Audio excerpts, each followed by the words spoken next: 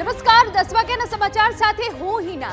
રાજ્યમાં જે વરસાદી સિસ્ટમ એક્ટિવ થઈ છે તેની અસર દક્ષિણ ગુજરાતમાં વર્તાશે। સુરતથી સમાચાર મળી રહ્યા છે કે જ્યાં જિલ્લામાં વરસાદી વાતાવરણ જોવા મળી રહ્યું છે, વાતાવરણમાં પલટો આવ્યો છે, અનેક જે વિસ્તારો છે ત્યાં વરસાદ જોવા મળી રહ્યો છે। તે વચ્ચે બારડોલીમાં ગાજવીજ અને ભારે પવન સાથે વરસાદ જોવા મળ્યો હોવાની વિગતો છે। આશાપુરા મંદિર આસપાસના જે વિસ્તાર છે, જાગૃતિ નગર પાસે પાણી ભરાવાનું પણ શરૂ થઈ ગયું છે। શાસ્ત્રી રોડ પર શિશુ મંદિર પાસે આવેલ મહાકાય વૃક્ષ ધરાશાયી થયું। વૃક્ષ ધરાશાયી થતા રસ્તો અવરજવર માટે બંધ કરી દેવાયો।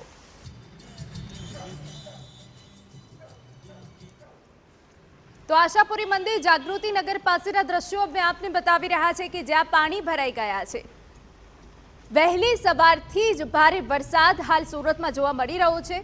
સુરતના અનેક જે ગ્રામ્ય વિસ્તારો છે કે સ્થાનિક વિસ્તારો છે ત્યાં પાણી ભરાવાની શરૂઆત થઈ ગઈ છે અને હજુ પણ આ વરસાદ શરૂ છે। બારડોલીમાં પણ ગાજવીજ સાથે ભારે પવન સાથે વરસાદ પડ્યો છે।